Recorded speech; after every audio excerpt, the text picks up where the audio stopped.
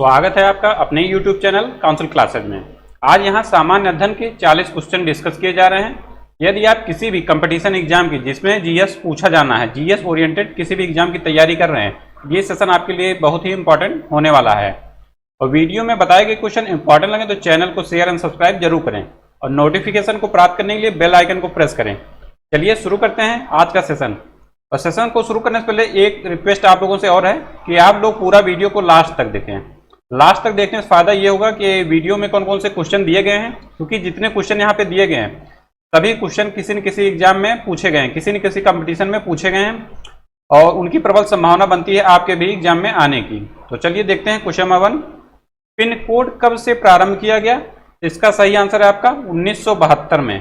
Pin code का full form भी देख लीजिए क्या है, कभी भी पूछा जा सकता है। इसका फुल फॉर्म है या pin stand by postal index number. Postal index number. कभी कभी सामान्य जानकारी से संबंधित क्वेश्चन भी आ जाते हैं आपके। आप चाहे वनडे एग्जाम की तैयारी कर रहे हैं या किसी पीसीएस लेवल के एग्जाम की तैयारी कर रहे हैं, किसी भी स्टेट पीसीएस की तैयारी कर रहे हैं, तब भी ये कभी कभी क्वेश्चन जो बेस होते हैं, जो अपने जनहित में इधर उधर जनता में मतलब देखेंगे जागरूकता के लिए, जो जनता की जागरूकता के लिए आवश्यक होता है, वो भी क्वेश्चन पूछ लिए जाते हैं। तो उतना बेसिक जानकारी आपको होनी चाहिए। तो पिन कोड है आपका, शुरुआत है 1972 में। पिन कोड का फुल फॉर्म है postal index number.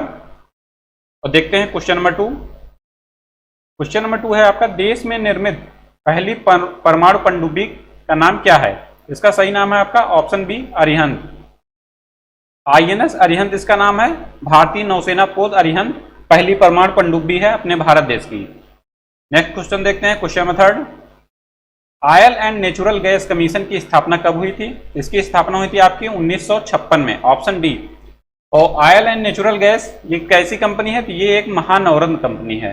महानवरत्न company. महानवरत्न company और नवरत्न कंपनियों की संख्या के बारे में बार बार आपके एग्जाम में पूछा जाता है। तो महानवरत्न कंपनी की संख्या इस समय 13। और 13वीं कंपनी कौन सी बनी है अभी हाल में? वो बनी है आपकी PFC, power finance corporation. Power finance corporation ये 13वीं कंपनी बनी है। लास्ट भी पूछा जा सकता है कि हाल में कौन सी कंपनी बनी है 13वें नंबर की? तो पावर फाइनेंस कॉर्पोरेशन। और नवरत्न कंपनियों की संख्या इस समय कितनी है? जब महानवरत्न है आपकी 13, तो नवरत्न कंपनी की संख्या है इस समय प्रेजेंट टाइम में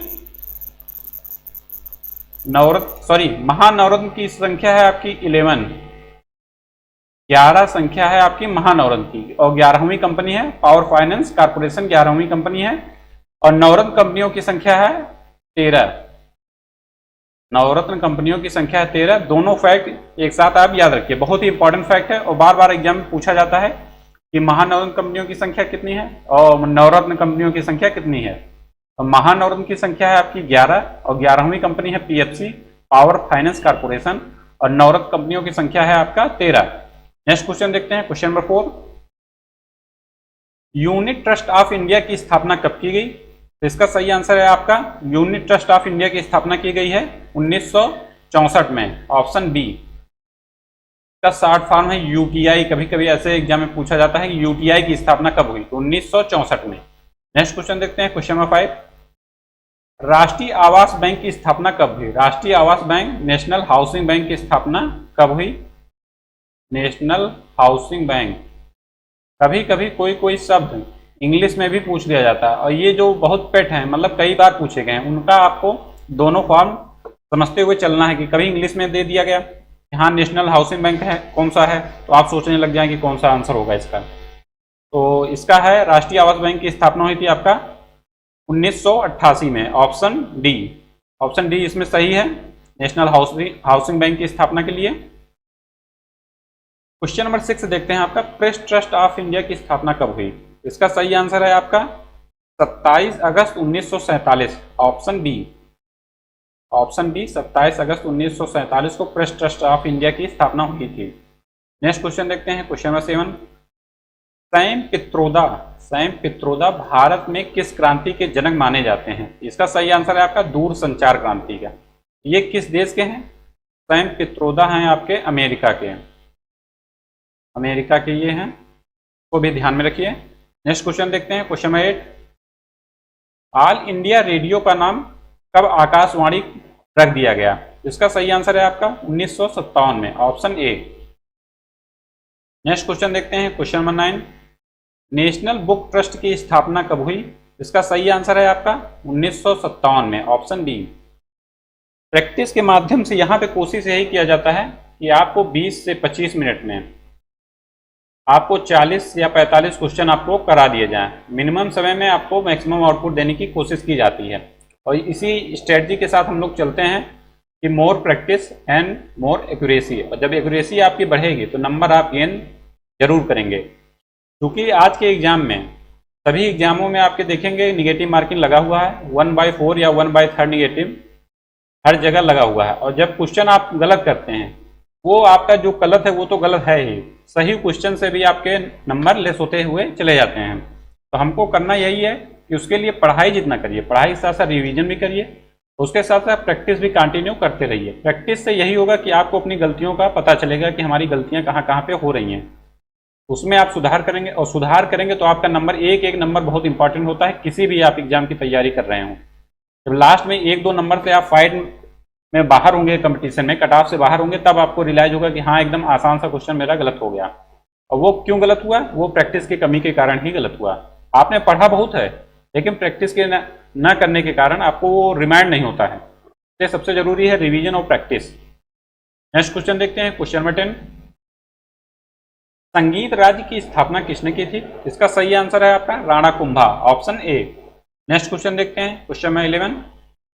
क्वेश्चन नंबर 11 है आपका, दिलवाड़ा मंदिर कहाँ पर स्थित है? दिलवाड़ा मंदिर कहाँ स्थित है? इसका सही आंसर है आपका माउंट आबू में, ऑप्शन बी। नेक्स्ट क्वेश्चन है, क्वेश्चन नंबर 12, भारत का सबसे बड़ा उत्पादक देश है। भारत किसका सबसे बड़ा उत्पादक देश है? इसका सही आंसर है आपका ऑप्शन ए, अभ्रक। अभ्रक में राज्यों में पूछा जाए तो कौन सबसे नंबर 1 पे है? तो उसका स्थान है आपका आंध्र प्रदेश। बहुत ही इंपॉर्टेंट क्वेश्चन है ये। अभ्रक, अभ्रक आंध्र प्रदेश में सर्वाधिक पाया जाता है, उत्पादन होता है। और सबसे बड़ा भंडार मतलब सबसे बड़ा उत्पादक देश है कौन सा? अपना भारत देश। नेक्स्ट क्वेश्चन देखते हैं, क्वेश्चन नंबर 13, नेशनल डिफेंस अकादमी कहाँ पर स्थित है? ये स्थित है आपकी खड़कवासला में। खड़कवासला कहाँ पे है? ये है आपका पुणे में। नेक्स्ट क्वेश्चन देखते हैं, क्वेश्चन नंबर 14, निम्नलिखित में से कौन सा अधिक लेबर इंसेंटिव है, इंटेंसिव है? इंटेंसिव का मतलब जहां पे लेबर ओरिएंटेड ज्यादा है, लेबर जहां पे ज्यादा कार्य करते हैं, तो वो आपका उद्योग है कपड़ा उद्योग। यहाँ पे सर्वाधिक लेबर कार्य करते हैं। नेक्स्ट क्वेश्चन देखते हैं, क्वेश्चन नंबर 15, काली मिट्टी का सबसे अधिक क्षेत्र कहाँ पे है? काली मिट्टी मुख्यतः पाई जाती है महाराष्ट्र में, का ऑप्शन बी सही है। और अन्य कौन कौन से राज्य हैं जहाँ पे काली मिट्टी पाई जाती है? ये राज्य हैं आपके महाराष्ट्र हो गया, उसके बाद है मध्य प्रदेश, उसके बाद है आपका कर्नाटक, देन गुजरात। कर्नाटक हो गया और है आपका गुजरात। इन 3 राज्यों में भी मुख्यतः ज्यादा पाई जाती है काली मिट्टी का, यहाँ पे सर्वाधिक क्षेत्र मिलता है। और काली मिट्टी को अन्य नाम से भी जानते हैं, इसका नाम है एक रेगुर मिट्टी। इसके बारे में भी एग्जाम में काफी पूछा गया है कि रेगुर मिट्टी किस मिट्टी का उपनाम है, या काली मिट्टी को अन्य किस नाम से जानते हैं, तो वो नाम है आपका रेगुर मिट्टी। तो काली मिट्टी से एक क्वेश्चन और बनता है कि सर्वाधिक जल धारण मतलब कौन सी मिट्टी है? जल धारण क्षमता किस मिट्टी में सबसे ज्यादा है? ये आपकी काली मिट्टी है। इसी कारण ये चिपचिपी होती है, चिपचिपी इसी कारण होती है, जल धारण क्षमता इसमें सर्वाधिक है, जल धारण क्षमता सर्वाधिक है इसमें। और इसमें एक क्वेश्चन और बनता है, काली मिट्टी बहुत इंपॉर्टेंट टॉपिक है, काली मिट्टी में किस चीज की कमी रहती है? तो कमी इसमें होते हैं नाइट्रोजन, पोटास और फास्फोरस की और ह्यूमस की कमी रहती है। नाइट्रोजन, पोटास, ह्यूमस हो गया आपका, और है आपका फास्फोरस, इसकी कमी रहती है इसमें। ये भी क्वेश्चन कई बार पूछा गया है कि काली मिट्टी में किसकी कमी रहती है, किस तत्व की कमी रहती है। ये सभी फैक्ट आप एक साथ याद रखिए, आपको एक साथ बता दिया गया है। नेक्स्ट क्वेश्चन देखेंगे, क्वेश्चन नंबर 16 है आपका। क्वेश्चन नंबर 16 है आपका, सिक्किम भारत का अभिन्न अंग बना किस सन में या किस संविधान संशोधन के द्वारा? तो उसका सही आंसर है आपका 36वें संविधान संशोधन के द्वारा। ये संविधान संशोधन हुआ आपका कब? 1975 में। इसको भी याद रखिए किस सन में हुआ ये।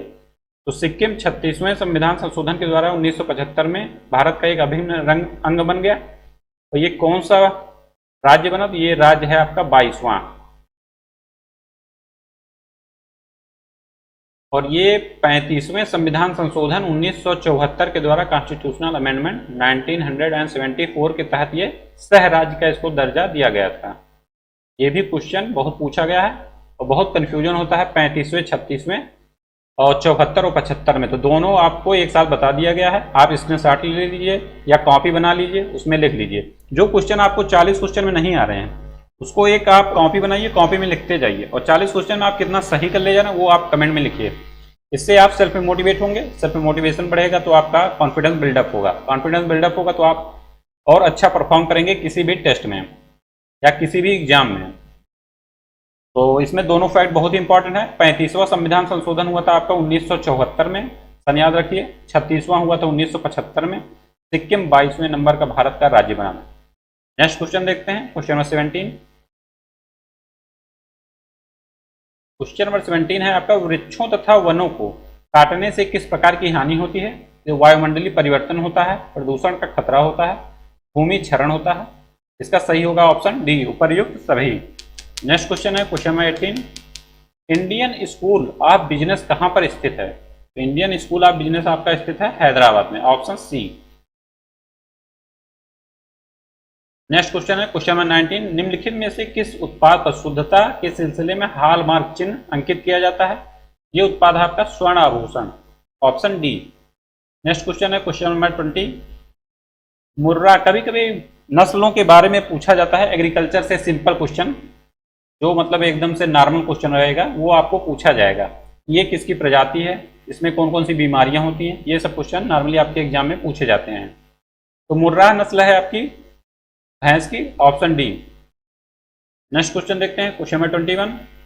सुरती किस पशु की नस्ल है? सुरती जो है किस पशु की नस्ल है? तो इसका सही आंसर होगा भैंस की, ऑप्शन सी।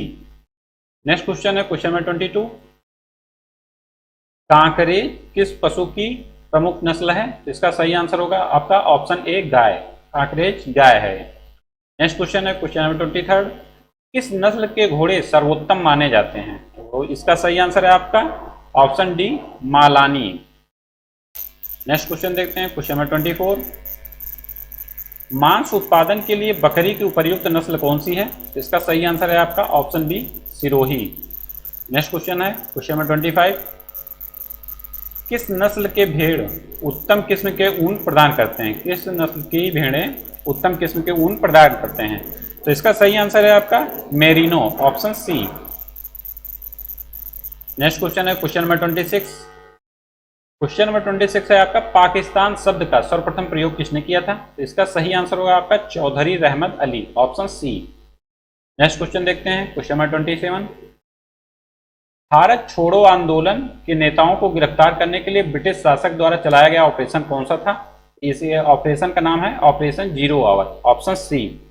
और भारत छोड़ो आंदोलन किस सन में हुआ था? ये हुआ था आपका 1942 में। इसमें वायसराय कौन था? लिन लिथगो था।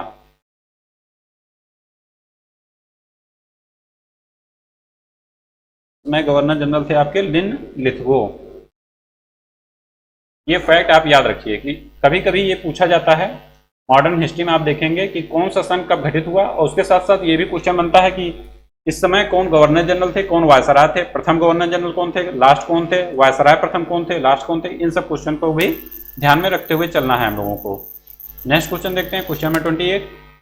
1936 के चुनाव में संयुक्त प्रांत में कौन महिला भारतीय महिला मंत्री बनी थी? उसका सही आंसर है आपका option B, Hansa Mehta. Next question है क्वेश्चन नंबर 29। सार्वत्रिक रुधिर प्रदाता कौन सा है? प्रदाता होंगे आपके ऑप्शन डी, ओ वर्ग। और जब ग्राही पूछ लिया सर्वग्राही तो वो हो जाएगा ए बी। ए बी हो जाएगा सर्वग्राही। और सर्व प्रदाता कौन सा है सार्वत्रिक? वो है आपका ओ वर्ग, ऑप्शन डी। नेक्स्ट क्वेश्चन देखते हैं question number 30। All India trade union Congress के पहले अधिवेशन की अध्यक्षता किसने की थी? इसकी अध्यक्षता की थी अपने लाला लाजपत राय जी ने। और इसकी स्थापना कब हुई थी all India trade union Congress की? इसकी स्थापना हुई थी आपका 31 अक्टूबर 1920 को। 31 अक्टूबर 1920 को कहाँ पर हुई थी? ये इसका स्थान का नाम है आपका बॉम्बे। ये आप दोनों फैक्ट एक साथ याद रखिए। 1920 में इसकी स्थापना हुई थी बॉम्बे में। लाला लाजपत राय जी इसके प्रथम अध्यक्ष थे। नेक्स्ट क्वेश्चन है क्वेश्चन नंबर 31।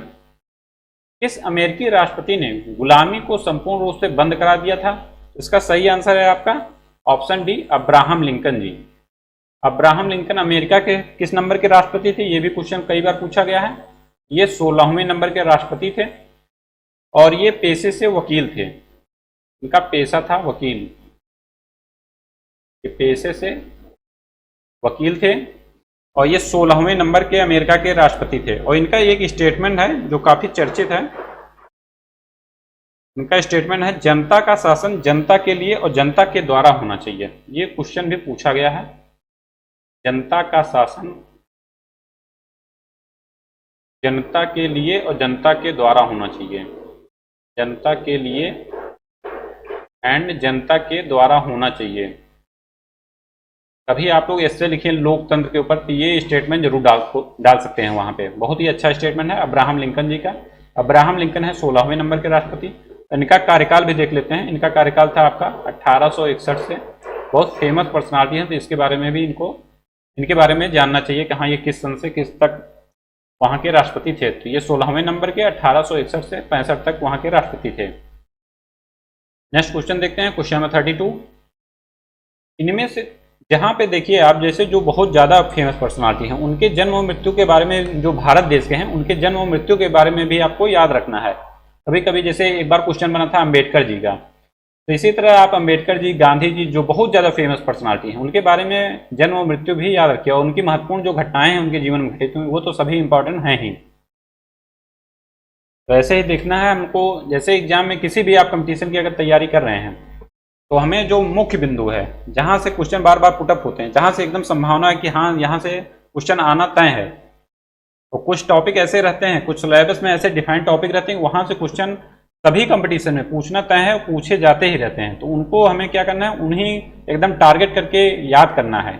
वहाँ से क्वेश्चन मिस नहीं होना चाहिए, एक भी नंबर वहाँ से गलत नहीं होने चाहिए। तो क्वेश्चन टफ आएंगे, वो तो सभी के लिए टफ है। वहाँ से कट ऑफ भी डिसाइड नहीं होता है। कट ऑफ डिसाइड होता है आपका इजी से मॉडरेट लेवल के क्वेश्चन पर ही। वो हमें बिल्कुल ध्यान से करना है, बिल्कुल गलत नहीं होना चाहिए। और उसी से हम लोग धीरे धीरे एक एक नंबर फेच करेंगे। एक एक नंबर हमारा जब इंक्रीज होगा तभी हम अपना किसी भी एग्जाम को क्रैक करेंगे। अब देखते हैं क्वेश्चन नंबर 32। इनमें से कौन सा जंतु कुछ ही समय पूर्व विलुप्त हुआ था? तो इसका सही आंसर है आपका ऑप्शन बी, डोडो। डोडो अभी हाल ही में विलुप्त हुआ है। नेक्स्ट क्वेश्चन है क्वेश्चन नंबर 33। भारत रत्न अलंकरण सर्वप्रथम जहां जाए फर्स्ट, इसको बहुत ध्यान में देखना है। आप चाहे स्टैटिक पढ़िए, जीके पढ़िए, जीएस पढ़िए या करंट पढ़िए, जहां पे सर्वप्रथम आ जाए, पहला आ जाए, प्रथम महिला आ जाए, वहां पे बहुत ही वो इंपॉर्टेंट पॉइंट हो जाता है। उसको एकदम से याद कर लेना है, लिख लेना है। नहीं याद हो रहा तो उसको लिख लिख के याद करिए, लेकिन याद करिए जहां पे प्रथम पूछा जाए और अंतिम उसी के साथ साथ दोनों ध्यान में रखते हुए चलना है। तो सर्वप्रथम भारत रत्न अलंकरण हुआ था आपका सी राजा गोपालाचारी को, ऑप्शन सी। ऑप्शन सी इसके सही आंसर है। तो ये किस सन में हुआ था? ये सन है आपका 1954 में। और 1954 में ही दो लोगों को और भारत रत्न मिला। उनका नाम है आपका सर्वपल्ली राधाकृष्णन जी और सीवी रमन। सर्वपल्ली राधाकृष्णन और सीवी रमन को भी दिया गया 1954 में, और सर्वपल्ली राधाकृष्णन जी को भी। ये फैक्ट भी आप एक साथ याद रखिए। तीनों लोगों को दिया गया 1954 में ही। सर्वपल्ली राधाकृष्णन हो गए और सीवी रमन हो गए 1954 में। और सर्वप्रथम दिया गया सी राजा गोपालाचारी जी को, ऑप्शन सी। सी राजा गोपालाचारी जी को भारतीय राजनीति के चाणक्य भी बोलते थे। इनको भारतीय राजनीति का चाणक्य, राजनीति के चाणक्य भी इनको बोला जाता था। वो भी ध्यान में रखिए। नेक्स्ट क्वेश्चन देखते हैं क्वेश्चन नंबर 34। क्वेश्चन नंबर 34 है आपका साहित्य क्षेत्र में ज्ञानपीठ पुरस्कार पाने वाली प्रथम महिला। तो प्रथम महिला थी आपकी आशापूर्णा देवी जी, ऑप्शन बी। ये किस सन में इनको प्रथम मिला था? ये मिला था आपका 1976 में, 1976 में। सन को भी आप यहाँ पे याद रखिए। जहाँ पे जरूरत होगी आपको फैक्ट में सन बताने की, जहाँ पे जरूरत होगी आपको सन के साथ साथ डेट बताने की, वहाँ पे आपको डेट भी बताया जाएगा, सन भी बताया जाएगा। और जहाँ पे जरूरत नहीं है डेट की, वहाँ पे आपको डेट नहीं बताया जाएगा, क्योंकि सभी आप डेट के साथ सन नहीं याद कर सकते। और जहाँ पे प्रथम है वहाँ पे आपको याद रखना है कि हाँ वो प्रथम मिला तो किसको मिला, और किस सन में दिया गया। जैसे किसी भी अवार्ड की भी जब शुरुआत होती है उसके बारे में भी पूछा जाता है कि हाँ इस अवार्ड की शुरुआत कब हुई, क्योंकि ज्ञानपीठ पुरस्कार काफ़ी फेमस है। ऐसे ही हमको धीरे धीरे प्रैक्टिस करना है और क्रमशः ग्रेजुअली हमको धीरे धीरे फैक्ट को याद करते हुए चलना है, क्योंकि आप एक साथ अगर सभी फैक्ट को याद करने बैठ जाएंगे तब भी आपको प्रॉब्लम होगा, आपको कंफ्यूजन क्रिएट होगा। धीरे धीरे ग्रेजुअली ही हमको सभी चीजें याद करेंगे, तभी वो क्रमशः हमको याद भी होंगी। नहीं तो एक साथ बर्डन ज्यादा बढ़ जाएगा तो आपको प्रॉब्लम होगी। तो हमको करना यही है कि आराम से धीरे धीरे तैयारी करना है, जिससे आगे आने वाले एग्जाम में अच्छे नंबर हमारे आए। नेक्स्ट क्वेश्चन देखते हैं, क्वेश्चन नंबर 35। निम्न में से कौन सा संगठन कलिंग पुरस्कार प्रदान करता है? तो कलिंग पुरस्कार किस लिए प्रदान किया जाता है पहले ये जानिए। इसका फील्ड है आपका विज्ञान के लिए। विज्ञान के लिए ये कलिंग पुरस्कार दिया जाता है। किसके द्वारा दिया जाता है? तो यह है ऑप्शन ए, यूनेस्को के द्वारा। और कलिंग पुरस्कार की शुरुआत कब हुई? इसकी शुरुआत हुई आपकी 1952 में। नेक्स्ट क्वेश्चन देखते हैं, क्वेश्चन नंबर 36। क्वेश्चन नंबर 36 है आपका, निम्नलिखित में से किसने कम से कम 2 बार नोबेल पुरस्कार प्राप्त किया? इसका सही आंसर है आपका madam Curie, option D. Madam Curie को 2 बार नोबेल मिला। कब कब? 1903 में इनको मिला फिजिक्स के लिए, भौतिकी के लिए। भौतिकी में इन्होंने रेडियो एक्टिविटी की खोज की थी, उसके लिए मिला 1903 में। ये सन भी पूछा जा सकता है कि हाँ किस सन में इनको दिया गया। और दूसरा है आपका 1911 में रसायन के लिए, तो 2 बार उनको नोबेल मिला था। रसायन में रेडियम के शुद्धिकरण और पोलोनियम के खोज के लिए इनको नोबेल मिला है। रेडियम के शुद्धिकरण एंड पोलोनियम के खोज के लिए ये 2 बार इनको नोबेल मिला है, 1903 में, 1911 में। सन भी याद रखिए और किस चीज के लिए मिला वो भी आपको बता दिया गया, और 2 बार इनको मिला है ये भी याद रखिए आप। नेक्स्ट क्वेश्चन देखते हैं, क्वेश्चन नंबर 37। आर्य शब्द का शाब्दिक अर्थ क्या है? आर्य शब्द का शाब्दिक अर्थ है श्रेष्ठ या कुलीन, ऑप्शन डी। प्राचीन इतिहास में आर्य शब्द यूज होता था श्रेष्ठ और कुलीन वर्ग के लिए। नेक्स्ट क्वेश्चन देखते हैं, क्वेश्चन नंबर 38। ऋग्वेद के 10वें मंडल में किसका उल्लेख पहली बार मिलता है? तो यहाँ पे आपका ऑप्शन सही होगा, ऑप्शन सी, शूद्र का उल्लेख 10वें मंडल में मिलता है। क्वेश्चन ये भी पूछा जाता है कि शूद्र का उल्लेख किस मंडल में मिलता है। ये आपका बन जाएगा 10वां। और ऋग्वेद में मंडल कितने होते हैं? तो 10 मंडल होते हैं। नेक्स्ट क्वेश्चन है, क्वेश्चन नंबर 39। गुप्त काल के किस शासक को कविराज कहा जाता है? कविराज कहा जाता है या कहा गया है? तो इसका सही आंसर होगा आपका ऑप्शन सी, समुद्रगुप्त। तो समुद्रगुप्त के बारे में एक क्वेश्चन और बनता है, ये किस वादक के बजाने में ये मतलब माहिर थे? वो वादक है आपका वीणा। वीणा बजाने में समुद्रगुप्त जी माहिर थे। ये क्वेश्चन भी कई बार पूछा गया है। नेक्स्ट क्वेश्चन है, क्वेश्चन नंबर 40। क्वेश्चन नंबर 40 है आपका, टीपू सुल्तान ने अंग्रेजों के साथ युद्ध करते हुए कब वीर गति प्राप्त की? इसका सही आंसर है आपका ऑप्शन डी, 1799 में, चतुर्थ आंग्ल मैसूर युद्ध के दौरान। चतुर्थ आंग्ल मैसूर युद्ध के दौरान इनको वीर गति प्राप्त हुई। तो ये आज के सेशन का लास्ट क्वेश्चन है। और इसी तरह के क्वेश्चन को प्राप्त करने के लिए आप हमारे चैनल को शेयर एंड सब्सक्राइब जरूर करें। और प्लेलिस्ट में वीडियो दे दी गई है, प्लेलिस्ट आपकी सुविधा के लिए बना दी गई है। एसएससी, रेलवे, यूपी SSC पेट, बीएड एंट्रेंस एग्जाम के लिए, या अन्य किसी भी आप जीएस की ओरिएंटेड एग्जाम की तैयारी कर रहे हैं, किसी भी कंपटीशन, ये सेशन आपके लिए बहुत ही इंपॉर्टेंट है। तो आप हमारे साथ बने रहिए। मिलते हैं नेक्स्ट वीडियो में। Thank you so much.